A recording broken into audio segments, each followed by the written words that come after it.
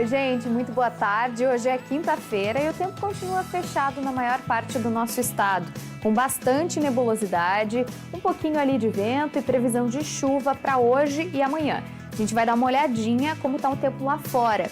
Agora a gente está vendo nas imagens aí Gramado, na Serra Gaúcha, onde a temperatura está por volta de 16 graus.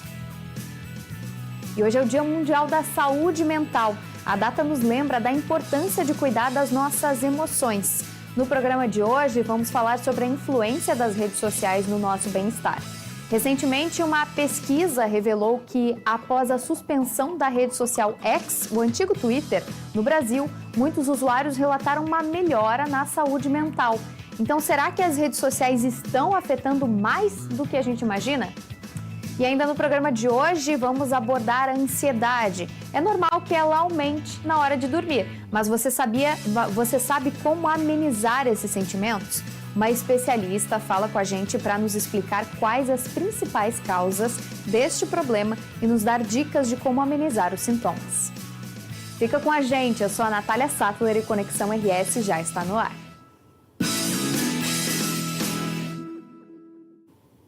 Hoje é o Dia Mundial da Saúde Mental, uma data super importante para refletirmos e promovermos a conscientização sobre os desafios que envolvem a saúde das nossas emoções. De acordo com a Organização Pan-Americana de Saúde, cerca de 300 milhões de pessoas no mundo todo convivem com a depressão. No Brasil, a OMS estima que mais de 5% da população, ou seja, quase 12 milhões de brasileiros, enfrentam essa condição. E as redes sociais têm um grande impacto nisso. Nosso país está no ranking dos mais conectados e o uso excessivo das plataformas pode promover gatilhos. Alguns deles são a comparação social, exposição a notícias negativas, necessidade de exibir a própria vida constantemente, cyberbullying e até mesmo isolamento social. E olha que interessante, recentemente a rede social X, o antigo Twitter, foi suspensa no Brasil por uma decisão do ministro Alexandre de Moraes. Na última terça, a plataforma voltou ao ar, mas durante o período de suspensão, uma pesquisa da Sherlock Communications revelou que 1 em cada 3 usuários percebeu uma melhora na saúde mental. Dos 74% dos entrevistados que já usaram a plataforma, quase um quinto já havia reduzido o uso por conta de conteúdos desagradáveis. Então fica o questionamento: como as redes sociais afetam a nossa saúde mental? Até que ponto as nossas interações online estão influenciando no nosso bem-estar no dia a dia? E para falar sobre isso, a gente vai conversar agora com o psicólogo e psicanalista Aleph Lemos, que vai nos ajudar a entender melhor esse cenário. Boa tarde, Aleph, seja bem-vindo, tudo bem? Boa tarde, Natália, tudo bem? Muito obrigado pelo convite. A gente que agradece a tua participação. Então, para entrar no assunto, Aleph, eu gostaria que tu nos contasse o impacto das redes sociais na nossa saúde mental. De que forma elas influenciam? Tá, inicialmente, assim, a gente imaginava, né, que as redes sociais viriam, assim, para trazer mais conexão, né, trazer uma possibilidade de nos conectarmos uns com os outros, né. Então, essa promessa, né, ela foi, assim, caindo por terra com o passar do tempo, onde a gente foi percebendo que a hiperconectividade, né, a sensação de estar o tempo todo com o outro, né, a sensação de presença constante na web, faz com que a gente também fique numa apreensão, assim, expectativa do que o outro, né, pensa a respeito de nós, do nosso comportamento e também do que a gente está fazendo no momento, né. Então, acredito que, né, a epidemia de transtornos mentais que a gente tem observado, né, principalmente aquilo que foi colocado, né, da ansiedade, da depressão, não pode ser reduzida somente ao uso das telas e redes sociais, pensando assim num contexto mais amplo. É claro, um fenômeno multifatorial, mas acho que sim, o uso de telas e o uso de redes sociais está associado a isso, né? Principalmente assim aos fenômenos de ansiedade e depressão que a gente tem observado. O que eu noto, assim, é como se as telas, né, utilizando aqui uma metáfora, elas funcionassem como uma janela, né? Então a gente consegue observar o mundo lá fora a partir das redes sociais. Mas, com o passar do tempo, a gente pode ficar fixado nessa janela e não ir lá para o play, né? Não ir lá para a vida lá fora, para brincar também, né? Por vezes, assim, não observar como é que está a nossa casa, né? Então, a gente não tem, às vezes, conseguido fazer esse movimento, assim, de autoconhecimento, autorreflexão, de observar como é que está a nossa casinha e cuidar dela também. Então, nessa metáfora, assim, eu queria ampliar, assim, a noção do que seria saúde mental, também para a linha, né, na qual eu penso, que é a psicanálise, que seria, assim, a capacidade de nós, adultos, conseguirmos brincar, né? Então, eu tenho percebido que a gente tem substituído um paradigma, né, da brincadeira, né, até das nossas crianças, a gente está, né, se aproximando do Dia das Crianças agora, né, o uso da brincadeira para o uso do celular, né? Então, acho que uma possibilidade, assim, talvez, algo que a gente possa retornar, né, desses aspectos mais infantis, agora que a gente está nessa época tão propícia, né, é ir para o play, né, ir para a brincadeira com o outro, né, e entender que a brincadeira ela acontece além das telas, né. Com certeza. Aproveitando esse teu gancho, Aleph, a gente sabe que as crianças estão cada vez mais conectadas hoje em dia e o uso excessivo do celular pode também influenciar na saúde mental delas. Sem dúvidas, assim, né? A gente tem pensado, né, maneiras assim de como diminuir o uso de telas, porque é um atrativo, né? É algo que causa uma recompensa ali imediata, é prazeroso, né? O nosso cérebro, assim, ele entende que aquilo ali, né, é uma recompensa que vale a pena continuar. E para crianças, né, que estão em desenvolvimento, certamente isso tem uma dificuldade maior, né? E aí a gente pensa assim no contexto cultural em que, né, o uso de telas está cada vez mais constante, que isso envolve assim a educação, envolve o trabalho, envolve todas as nossas esferas da vida. Então, assim, hoje é impossível a gente se abster totalmente das telas, né? Então, o que a gente pode fazer é combinações, né? Principalmente com as crianças que estão em desenvolvimento. Então, a ideia é talvez fazer acordos, restrições assim de tempo, né? De horários específicos, isso assim é muito interessante, né? Alguns pais eu vejo que têm receios de dizer não, né? Mas assim o não é muito saudável do ponto de vista de amadurecimento psíquico, né? Então a nossa aposta tem que ser sempre nisso. Com certeza. E como identificar que o uso das telas está sendo excessivo tanto para adultos quanto para crianças? Existe uma diferença ali nos sintomas, vamos dizer assim, na nossa percepção desse uso excessivo para criança e para adulto? Sem dúvidas, assim, o tempo de tela está relacionado ao aumento desses sintomas, né? Tanto de ansiedade, depressão, a gente pode ver, assim, isolamento social, né? Autodepreciação, né?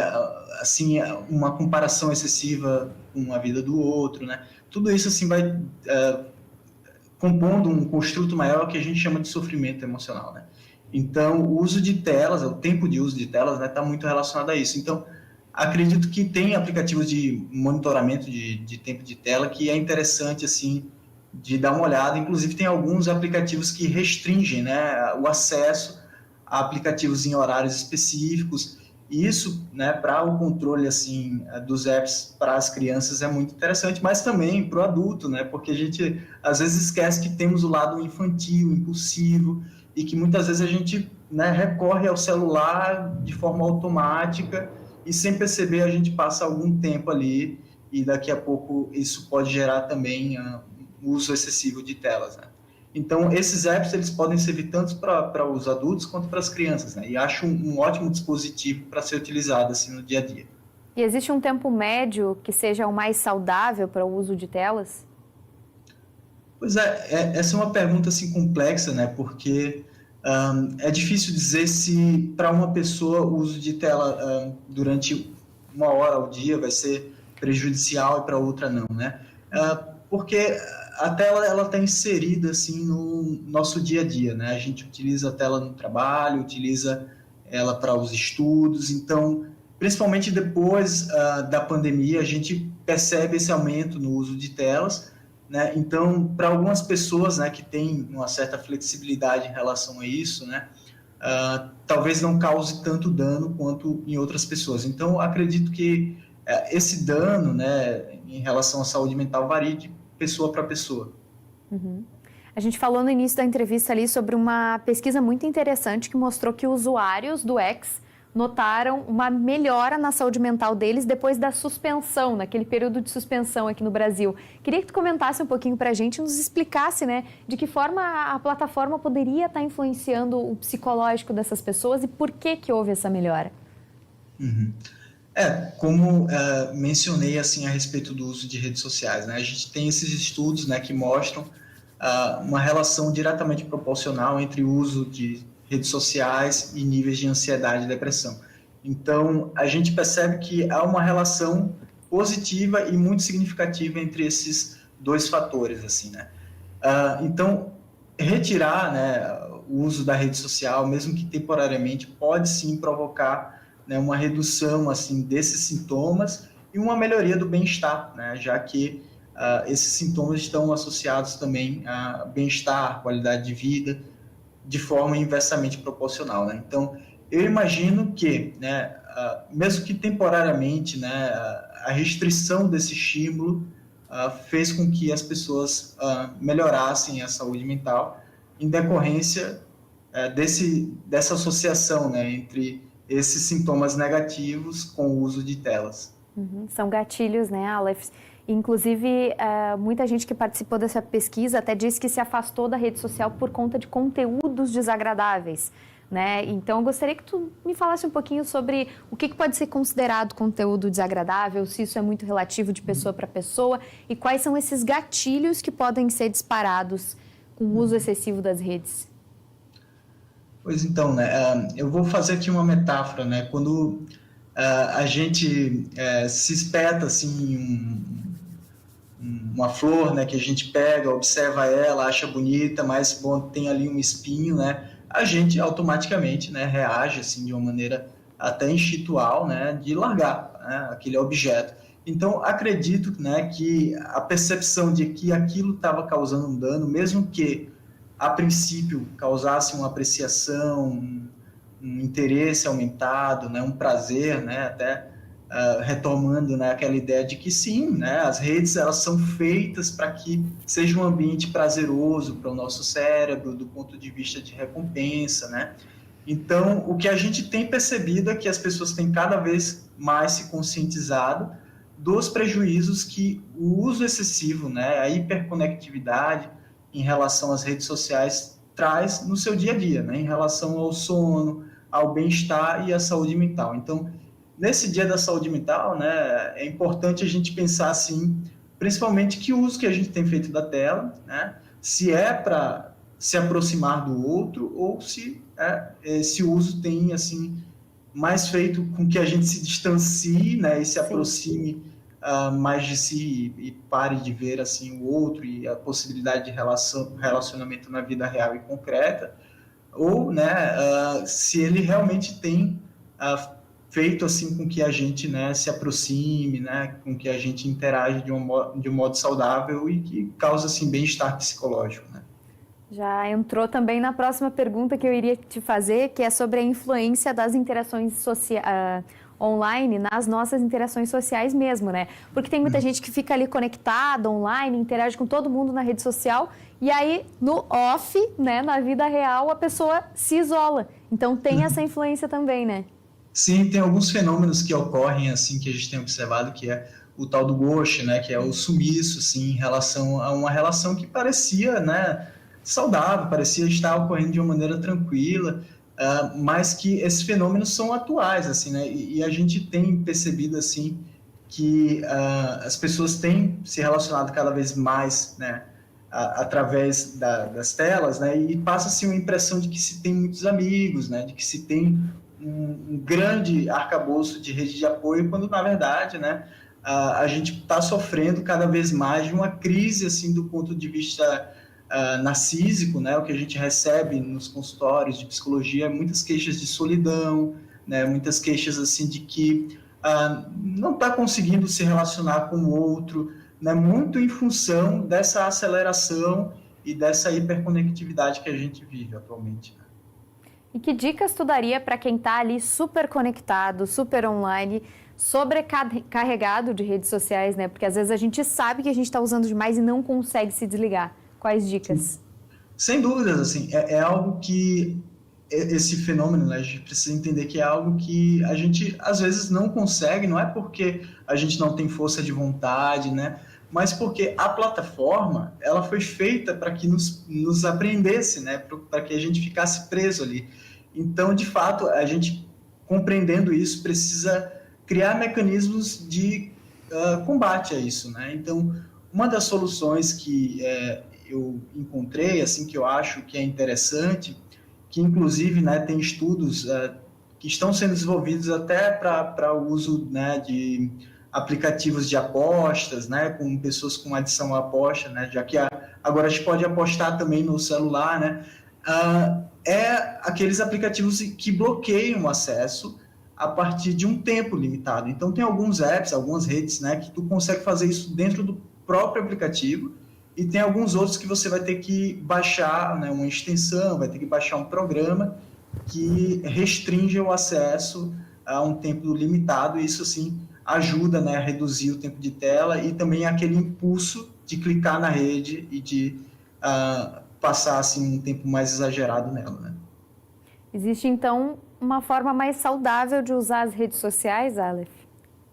Sim, sem dúvidas, né? Eu acho que as redes sociais têm um potencial muito grande assim de conexão, né? Teve essa promessa que assim as pessoas estão se desiludindo um pouco, mas ela ainda tem um potencial muito grande de conexão com o outro, né? Que pode estar do outro lado do país, do outro lado do mundo, né? Então dá sim para fazer um uso saudável, né? A gente só precisa cuidar com o tempo de uso e o quanto isso tem impactado nas nossas relações na vida real. Exatamente, fazer atividades no mundo real também, né? Se juntar com os amigos aí, com a família. Aleph, muito obrigada pela participação, viu? Pelas dicas, orientações para a gente aqui. E até a próxima. Até a próxima, tá? Tchau, tchau. Obrigada, tchau. E o Conexão RS faz um rápido intervalo, a gente já volta.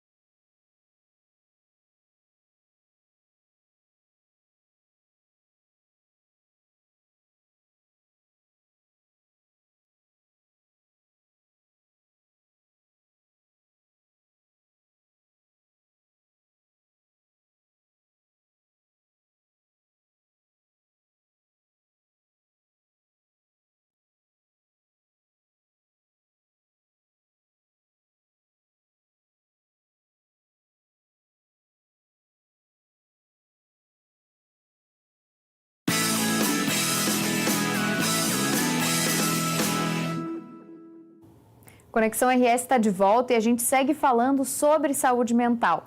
A ansiedade afeta cerca de 300 milhões de pessoas no mundo todo. E aqui no Brasil o número impressiona. Cerca de 9% da população convive com o transtorno. É uma das taxas mais altas do mundo. E quando falamos de ansiedade, um estudo do psiquiatra Lux Tanner revelou que 36% das pessoas com tendência à ansiedade veem os sintomas piorarem à noite. Isso acontece porque, ao fim do dia, sem tantos estímulos, a mente fica mais vulnerável ao estresse acumulado e às preocupações. Nessa hora, sintomas como taquicardia, tremores, dificuldade para respirar e pensamentos repetitivos costumam aparecer, dificultando o descanso. E agora a gente vai entender como uma boa rotina de sono, o uso consciente do celular e das redes sociais e até o horário dos exercícios físicos podem fazer diferença na qualidade do sono. E quem nos explica mais sobre isso é a psicóloga Mônica Machado. Boa tarde, Mônica, seja bem-vinda, tudo bem?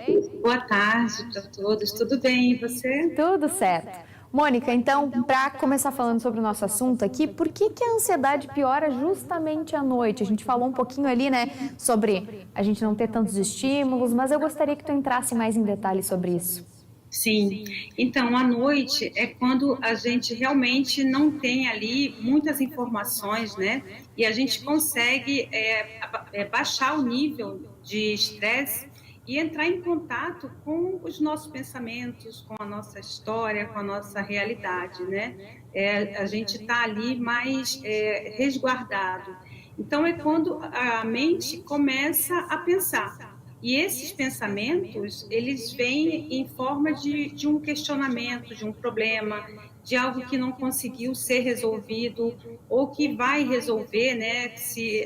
Vai resolver no dia seguinte. Então, a pessoa já está ali pensando, trabalhando a mente em resolver algum problema.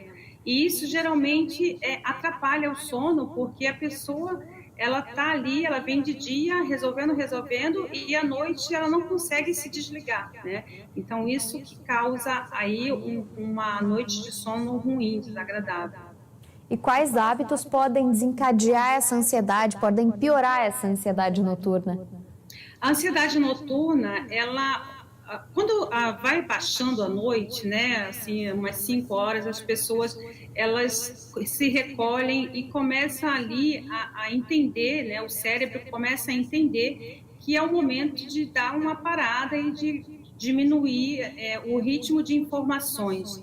Então, hoje, com as redes sociais, né, com esse mundo mais tecnológico, as pessoas não conseguem se desligar, elas não conseguem relaxar. Porque por mais que elas parem de trabalhar, elas parem de ter contato no trabalho, um com o outro, elas não conseguem largar as telas, né? Então, tem informações, as redes sociais, às vezes tem informações que é negativa, então isso vai e atinge ali uma preocupação. Então, é importante que quando a pessoa estiver já saindo ali do momento que foi trabalhoso, que foi um dia estressado, ela comece a se desligar das coisas externas, né? Das influências externas que possam vir a trazer alguma preocupação. E se habituar em trazer algo que faça um relaxamento, que ela consiga não se concentrar em algo que vá preocupá-la. Os pensamentos dela vão levar a algo que ela não vai poder resolver ali naquele momento, né? Ela vai depender de estar em algum lugar para poder transformar aquilo. Então, o uso de redes sociais à noite pode sim piorar o nosso bem-estar e o nosso sono. Sim, com certeza, a rede social ela está sendo muito negativa no sentido de ajudar as pessoas. Às vezes as pessoas acham que elas eu vou pegar no sono quando eu fico na rede social. É um engano. A rede social, ela não faz a pessoa pegar no sono, ela vai tirar ali toda a tranquilidade que a pessoa, ela vai fazer com que a pessoa pense muito mais coisas do que só relaxamento para induzir ao sono. E a atividade física, ela pode ajudar a reduzir, né, a fazer um manejo dessa ansiedade, mas tem uma hora certa para fazer atividade física? Dá para fazer atividade física, por exemplo, à noite? Então, depende muito da pessoa, né? Tem que experimentar, porque tem pessoas que faz alguma atividade física à noite, fica super cansado e ali ela chega em casa, toma um banho e consegue relaxar. Mas dependendo do dia da pessoa, do nível de cortisol, né? A gente sabe que a parte hormonal, ela atrapalha muito também o nível de ansiedade. Então, se a pessoa ela tem ali um sistema inflamatório, de cortisol ali bem negativo, então isso pode atrapalhar. Seria bom que ela fizesse durante o dia para ela fazer uma rotina, né? E geralmente as pessoas elas precisam de uma rotina. Então não é muito viável, não é vi... Acho que meu fone está Não se aconselha muito a fazer à noite, né? Então. Não, porque ela vai estimular a pessoa ali, né? Então, pode ser prejudicial e ela, ao invés de ela estar buscando uma ajuda, ela vai ficar buscando um problema a mais para ela. Vai ficar mais agitada ainda, então. Ela vai ficar mais agitada. E, Mônica, muito se fala na terapia, uma das coisas que a minha terapeuta me chamava a atenção, me puxava a orelha, a higiene do sono, né? A gente falando aí de rede social, de celular. Gostaria que tu explicasse pra gente o que é a higiene do sono e se tu pode passar outras técnicas também para ajudar o pessoal de casa a relaxar, preparar a mente para a hora de dormir. Olha, geralmente, já que a pessoa ela gosta de um celular, né, de dormir, de uma companhia, seria bacana colocar ali umas músicas de relaxamento, sabe? Assim, um som ambiente, para ela poder se sentir ali no lugar que ela está sentindo acolhida, fazer ali um ambiente como se ela estivesse embarcando mesmo ali numa paz, numa tranquilidade. Então, já começa aí, né? Tirar esses maus pensamentos, tentar, vindo o pensamento, ela se concentrar ali na música. Então, é importante que as pessoas elas tentem lidar com a solitude mesmo, né? Porque talvez seja isso. Que a hora de dormir é a hora que a gente está sozinho, né? No sentido de, nossa, agora eu tenho essa responsabilidade de pegar no sono. Então, a pessoa entende isso como uma responsabilidade, né? E não, isso é muito agradável, porque o sono, ele vai alimentar o nosso dia seguinte. Se a gente não dorme, a gente não vai ter prazer de trabalhar, de levantar da cama. Então, uma noite mal dormida, ela vai prejudicar muito o dia seguinte. É importante também a gente lembrar que o dia seguinte a gente pode resolver tudo que a gente está pensando naquele momento, porque na hora é só pensamento. A gente não vai conseguir resolver nada ali naquela hora da noite. Sim.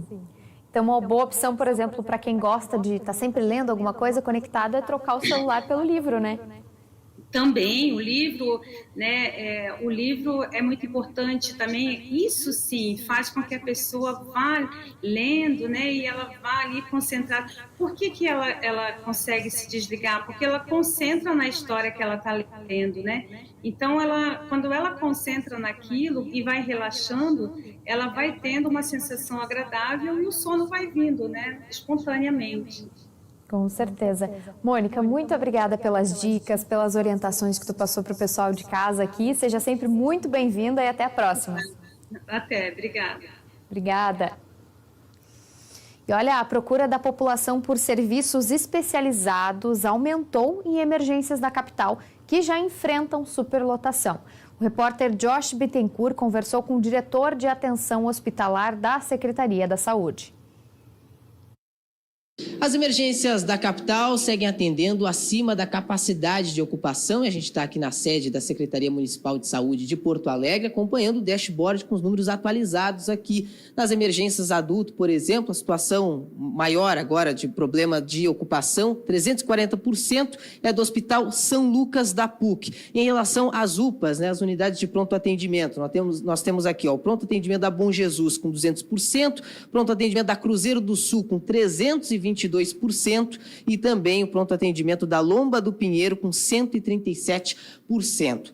Além, claro, desse problema já há alguns meses, né, de acima da capacidade do atendimento nas emergências da capital, nós temos também um aumento na procura por atendimento em relação à saúde mental. Eu vou falar então com o diretor de atenção hospitalar e urgências da Secretaria de Saúde aqui de Porto Alegre, Fábio Teles, para explicar um pouco mais sobre esses números, né, inclusive de lotação nas emergências aqui da capital. Bem-vindo. Muito obrigado, então, uma satisfação em nome da Secretaria Municipal de Saúde, da gestão do Governo Municipal de Porto Alegre.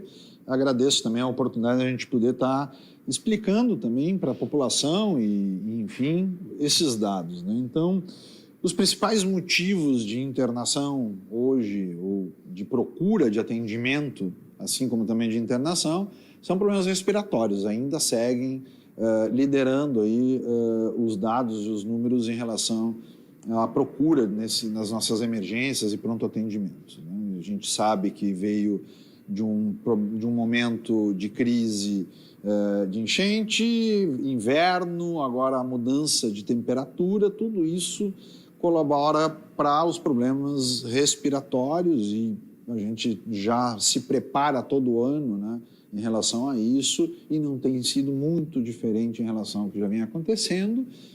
Obviamente que as equipes acabam ficando preocupadas em função também do aumento da procura, porque não é só Porto Alegre que acaba vindo para a capital procurar o atendimento, né? A crise da saúde pública na região metropolitana, né, do nosso cinturão, faz com que em torno de 30% das pessoas da região acabem procurando a capital para esse tipo de atendimento também. Bom, a saúde mental tem realmente movimentado, né, a procura por atendimento, mas não necessariamente essas pessoas ocupam leitos, né?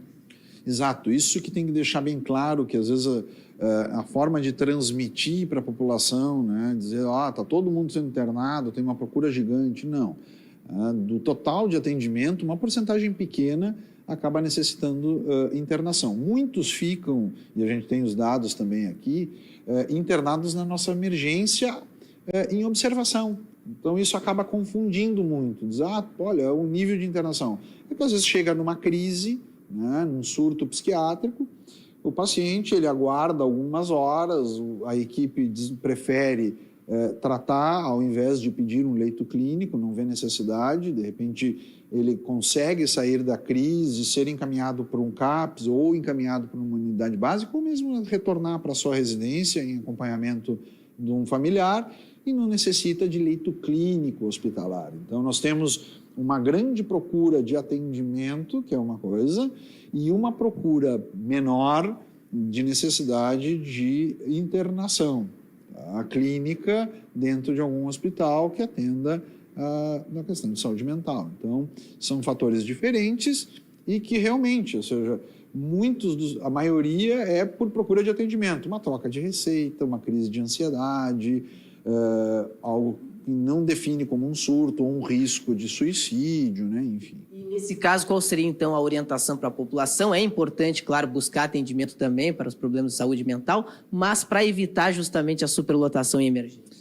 Então, a gente tem pedido para que não vão se aglomerar, né? Então, a pessoa vai numa emergência com uma crise de ansiedade ou para trocar uma receita, as emergências lotadas aguardando atendimento, pessoas com problema respiratório, aí tu vai com uma crise de ansiedade e sai de lá com uma influenza, com H1N1, com Covid, né? Então, as pessoas evitem esse atendimento, que procurem uma unidade básica, que procurem um CAPS, já tem como referência, né?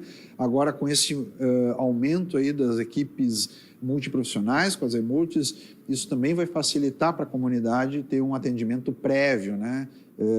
Preventivo a uma crise. Então, a pessoa vai poder ter um acompanhamento para que consigamos evitar que esse paciente entre em crise e acabe tendo que procurar uma emergência ou até mesmo ser hospitalizado. Falando de modo geral em relação à questão de ocupação aqui nas emergências da capital, diretor, a semana começou com um pico de atendimentos e ao longo da semana foi baixando, né, o número de ocupação. Sim, a gente tem observado, estamos com essa tela aberta quase 24 horas, né, observando a equipe, preocupando, fazendo também a regulação, fazendo gestão de leitos quando necessário. E a gente observou realmente uma queda significativa, um dos hospitais só, né, que é o São Lucas da PUC, que hoje acaba puxando a média para cima, né, de ocupação, mas caiu bastante. Isso nos dá um certo conforto, uma tranquilidade, né, de saber que a população vai poder ser melhor assistida, assim como também a gente se preocupa com as nossas equipes de atendimento, né? Que quando estão as emergências, as unidades básicas de saúde os pronto-atendimentos estão superlotados, as equipes também ficam estressadas, né? Ficam querendo resolver e sabe que entra uma emergência junto, a pessoa que está aguardando um atendimento com uma classificação menos grave acaba esperando sem ser do normal ali de 2, 3 horas, acaba esperando 5, 6 horas para ser atendido. Isso deixa todo mundo ansioso, inclusive nós aqui, obviamente, na Secretaria Municipal de Saúde. Tá certo. Muito obrigado, então, diretor, pelas explicações sobre esse problema, né, que a gente sempre vai acompanhando aqui na programação da Ubra TV também em relação à ocupação dos leitos e das emergências aqui de Porto Alegre. E o Conexão RS vai para um rápido intervalo e logo mais a gente volta com o Momento Esporte. Hoje o Theo Castro vai falar sobre a aposentadoria do Rafael Nadal, um dos maiores tenistas da história. É já já.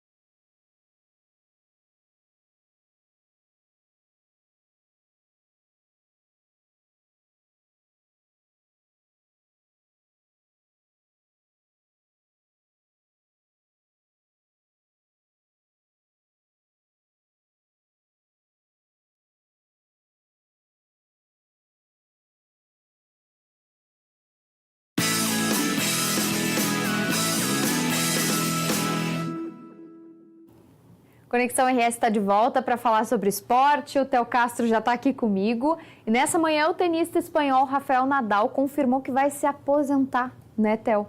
Com 92 títulos individuais, 11 em dupla e 2 ouros olímpicos, o Nadal se coloca com tranquilidade na disputa para o posto de melhor da história do esporte. Conta pra gente então, Theo, sobre esse grande jogador.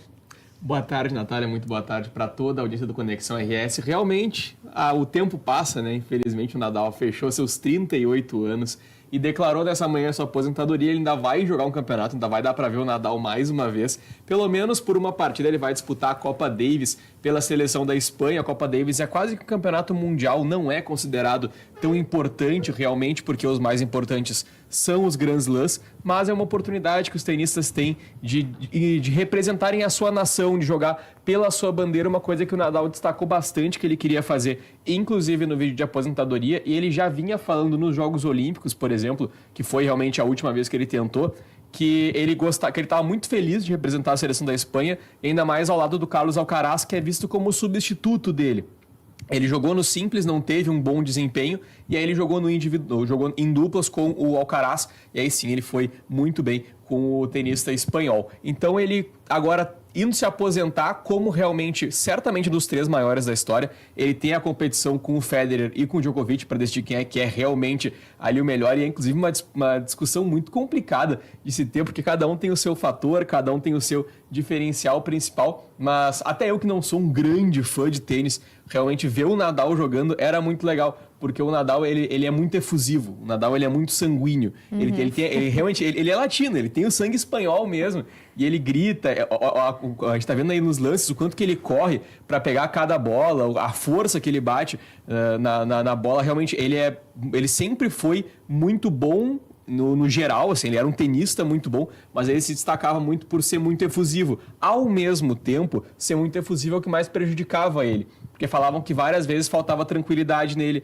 que em vários pontos em que ele não estava tão bem na partida, ele acabava sofrendo um pouquinho para conseguir as suas vitórias, para conseguir reverter jogos, porque ele ia sendo infectado por esse sangue ia tudo indo para a cabeça. Ele começava a ficar muito estressado, e o Nadal teve algumas derrotas com até tenistas mais novos, menos experientes, que conseguiam tirar ele do sério. Então o Nadal, ao mesmo tempo que ele tinha como um ponto muito positivo esse sangue que ele tinha, essa habilidade que ele tinha de raiva mesmo, era uma coisa que prejudicava ele em diversas vezes durante toda a trajetória dele como tenista, que dessa vez se encerra 92 títulos, não é pouca coisa, realmente são muitos títulos, e 22 Grand Slams, né? Ele que é o rei do saibro, ele é o maior vitorioso de Roland Garros, salvo engano, com 14 títulos. Roland Garros é considerado complicado entre os tenistas, porque o saibro, ele é terra batida, então tem maior chance de escorregar, ele é um pouco mais complicado realmente. Ele tinha também esse defeito de não ser tão bom nos outros pisos,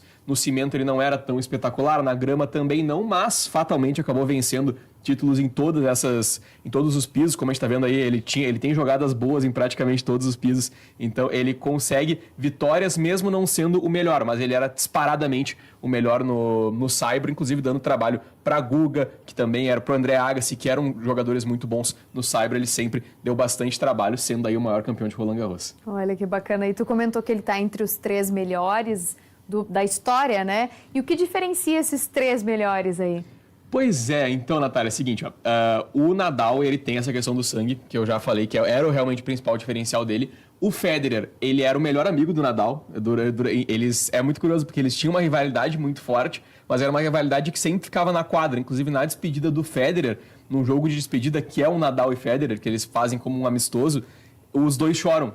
Depois que eles acabam a partida, os dois se sentam e choram. Porque eles eram muito amigos mesmo, eles realmente se gostavam muito. E o Federer, ele era o exato contrário. Eles eram yin yang. O Federer era muito calmo. O Federer, ele era calmo demais até, inclusive, durante as partidas. Ele não parecia que ele sentia. Ele estava jogando como se fosse uma coisa ultra natural.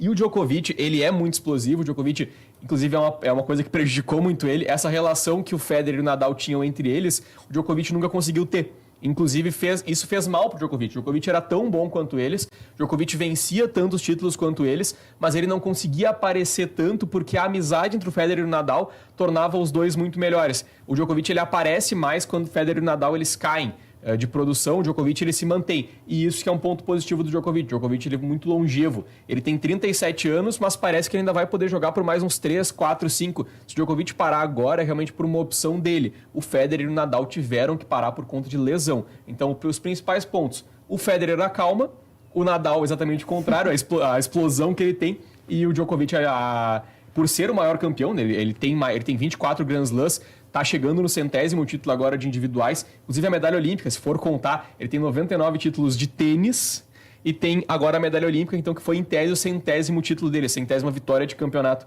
que ele teve. Djokovic com 100 títulos e 24 Grand Slams, ele se coloca facilmente também aí nessa disputa, mas a longevidade do Djokovic é o principal ponto dele, porque ele ainda pode muito mais e tem só um ano de diferença pro Nadal, que já está se aposentando.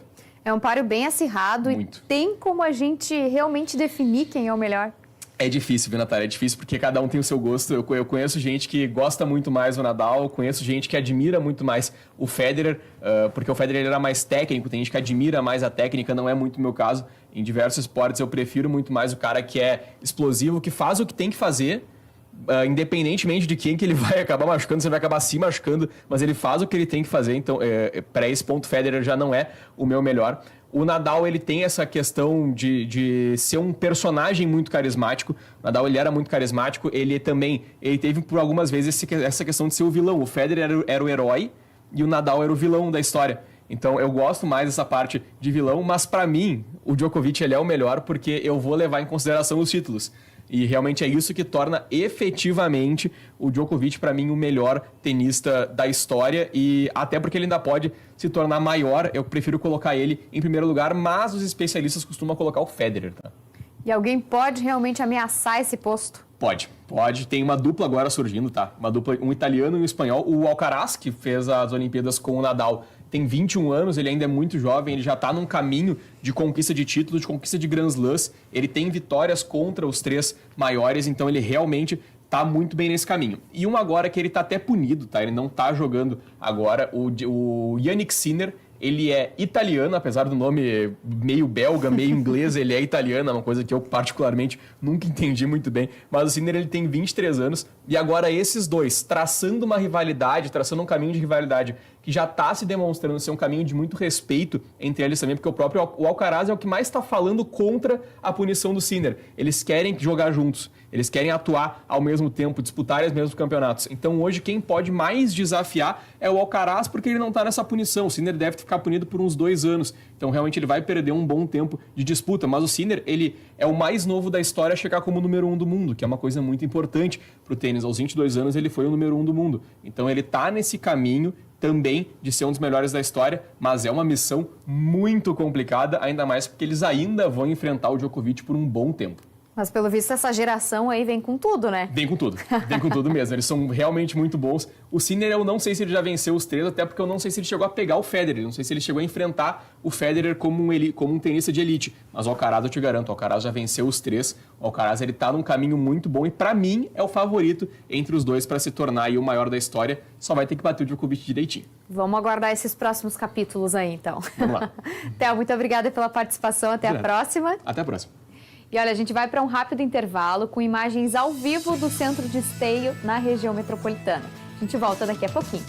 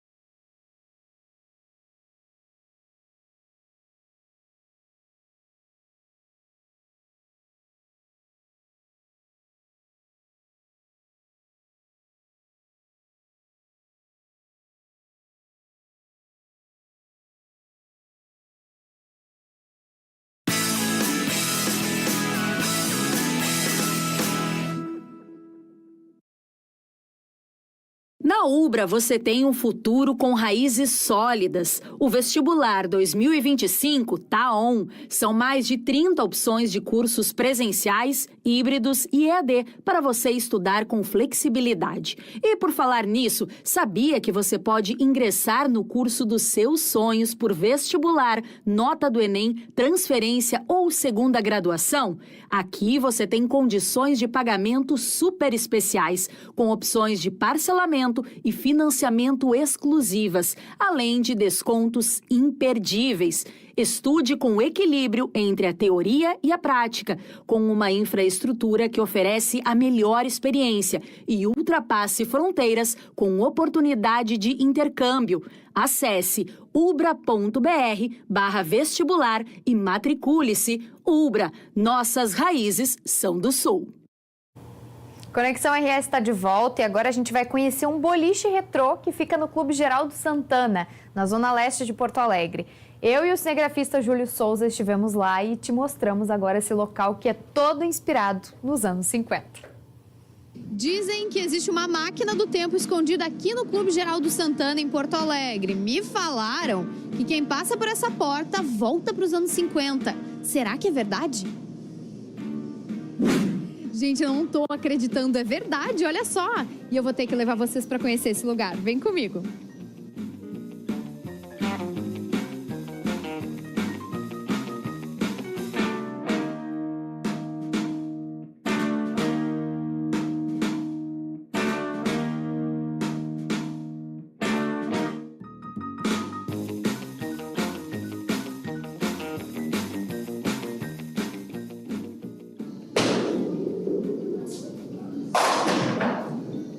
Que inspiração foi essa de juntar boliche e anos 50?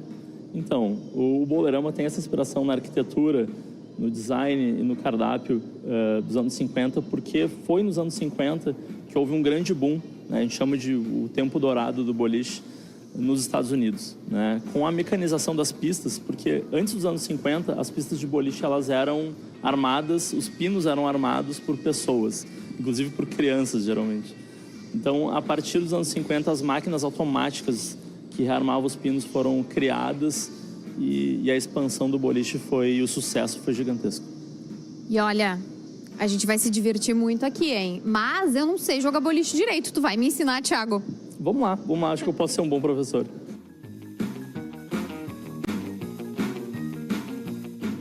Viemos pra pista de boliche, mas como eu falei, não sou das melhores jogadoras e o Thiago vai ter que me dar uma aula e me explicar agora todas essas particularidades do boliche, porque tem diferença do peso da bola, tem também a forma de jogar, né, Thiago? Começa a explicar pra gente aí. Vamos lá, vamos resolver essa tua inabilidade de jogar boliche. Bom, para começar, as bolas são separadas por peso e as cores é para nos ajudar nisso, tá?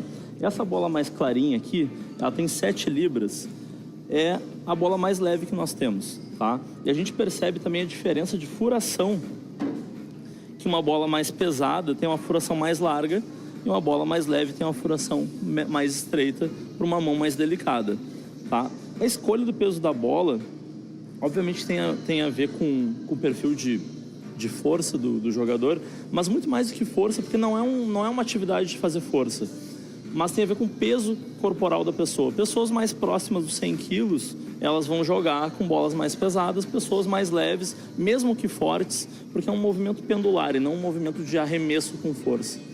Então, pessoas mais leves jogam com bolas mais leves. Esse é o ideal. Sobre a pegada da bola, né? Que gera bastante dúvida. Muitas pessoas pegam assim. Dá para jogar assim? Dá. Mas a pegada correta é essa daqui. Você percebe que os 2 dedos de fora estão dando base, né, para segurar a bola e fazer o lançamento. E agora acho que a gente vai para a forma desse lançamento e eu te mostro como é que é. Agora tu vai aprender a fazer um lançamento de boliche, tá?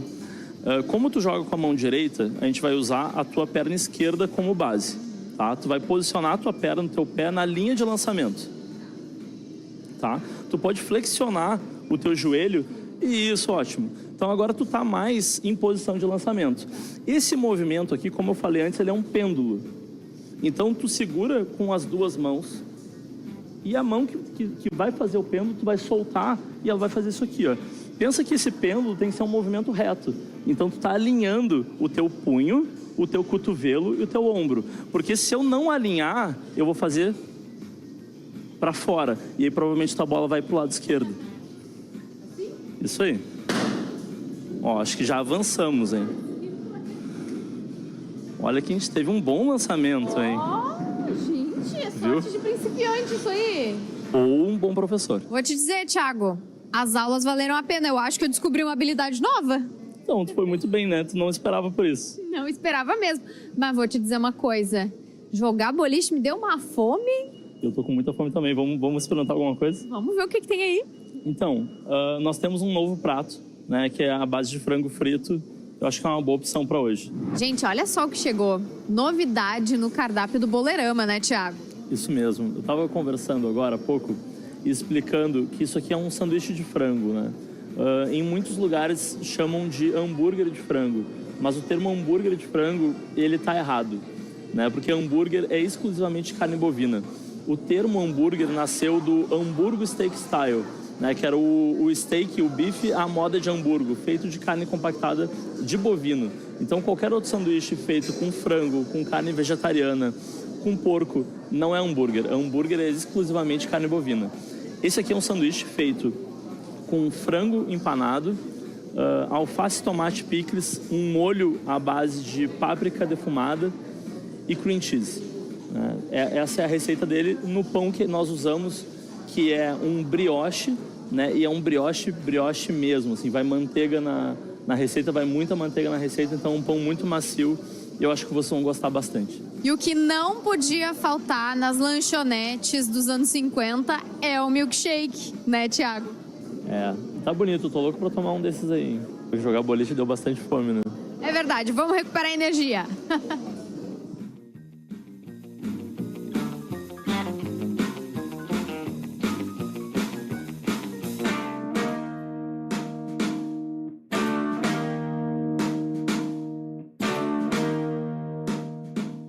Já nos divertimos bastante, experimentamos as delícias típicas dos anos 50. Agora eu acho que chegou a hora de voltar para os dias de hoje, né? Espero que vocês tenham gostado da nossa viagem pelo tempo. Até a próxima! E tava uma delícia esse milkshake. Conexão RS de hoje fica por aqui. A gente encerra com imagens ao vivo do alto do Morro Santa Teresa, na zona sul de Porto Alegre, que marca agora 20 graus de temperatura. A gente volta amanhã, a partir das 4 da tarde. Até lá!